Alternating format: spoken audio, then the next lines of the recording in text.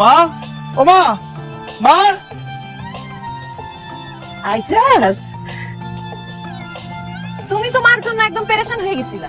কই, আমার তো কিছুই হয় নাই, সে তো সুস্থই আছে। মানে কি তুমি কিছু আমি অসুস্থ হয়ে যাই? আপনি অসুস্থ হন সেটা আমি কেন চাবো? 2 দিনও হয় নাই আমার বাপের বাড়ি গেলাম আপনার ছেলেরই নিয়ে। এর মধ্যে বাড়িতে কি এমন ঘটলো যে আমাদের জরুরি ভাবে বাড়িতে আসতে বললেন? মামা কত কি হয়েছে? শাহিদ, একটা সুখবর আছে। কি কও, কিসব খবর? আরে আমি আশার বিয়া ঠিক করে ফেলেছি তো। এটা তুমি কি করেছো মা? আশা আমার একমাত্র ছোট বোন। আমি বাড়ি থেকে যাইতে না যাইতে আমার না জানায় তুমি তার বিয়া ঠিক করে ফেলেছো। আরে হঠাৎ করে তো রাখলি ম্যাচ আছি, ছেলেটার সাথে করে নিয়ে এসে আশার দেখানোর লেগা। ছেলের নাম সেলিম, সরকারি চাকরি করে। দেখতো মাশাআল্লাহ খুব সুন্দর। আমাদের আশারা তার খুব পছন্দ হয়েছে। এমন ছেলে তো হাতছাড়া করতে পারি নাই বাজান, তাই তাড়াতাড়ি বিয়েটা ঠিক করে ফেলাইছি।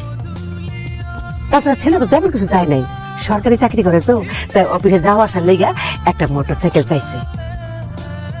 আর আশারে একটু কানে গলায় একটু স্বর্ণের জিনিস চাইছে। আর একটু ভালো করে অনুষ্ঠানটা করলেই হইব। মা, মোটরসাইকেলের দাম কত তুমি জানো? একটা মোটরসাইকেল কিনতে কমপক্ষে 1.5-2 লাখ টাকা লাগবে। বিয়ের অনুষ্ঠান, স্বর্ণ গয়না এগুলো কিনতে 5-6 লাখ টাকার মতো লেগে দেবে। আব্বা মারা যাওয়ার পর একটা মুদি দোকান দিয়ে কোনোভাবে সংসার চালাইতেছে। তাছাড়া 1 বছর হলো আমি বিয়ে করছি, এখন এত টাকা আমি কই পাবো? এই জন্য তো কইছিলাম যে বোনের বিয়া না দিয়ে নিজে আগে বিয়া করিস না। না, ওই মেয়ের প্রেমে পড়ে তাকে পাগল হয়ে বিয়া করে নিয়ে আইলি। আমি এখন এসব বুঝি না। আমার মায়ের বিয়ে ঠিক করছে, আমি জানি না যেখান থেকে 5 টাকা জোগাড় করা, আমি ওই ছেলের সাথে আমার মেয়ের বিয়ে দিব। আমা, 1 টাকা 2 টাকার তো ব্যাপার না, 5-6 লাখ টাকার ব্যাপার। এত টাকা আপনার ছেলে কই থেকে ম্যানেজ করবো? কেন, তোমার বাপে দিব? আমা, আপনি এটা কি ধরনের কথা কইলেন? আপনার মায়ের বিয়ে হইতাছে, আমার বাপে টাকা দিব কেন? আচ্ছা, আমার পোলায় যে তোমার বিয়া করছে, বিয়ার সময় কি তোমার বাপের কাছে আমরা যৌতুক নিছি?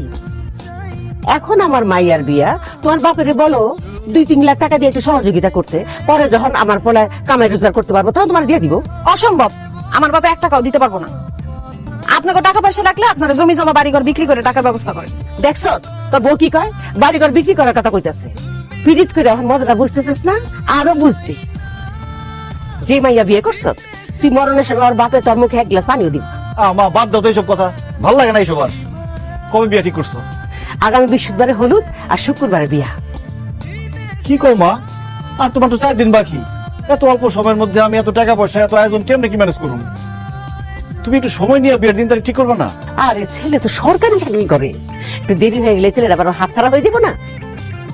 এই জন্যই তাড়াতাড়ি করে বিয়ের দিন তারিখ ঠিক করে ফেলেছি। যাই হোক, এত কথা আমি শুনতে চাই না। আমি এই ছেলের সঙ্গে আমার মেয়ে ধুমধামের সঙ্গে বিয়ে দেবো। তুই যেখান থেকে পারিস টাকা জোগাড় কর। ভাইজান, যেমনি পারো টাকা জোগাড় করো।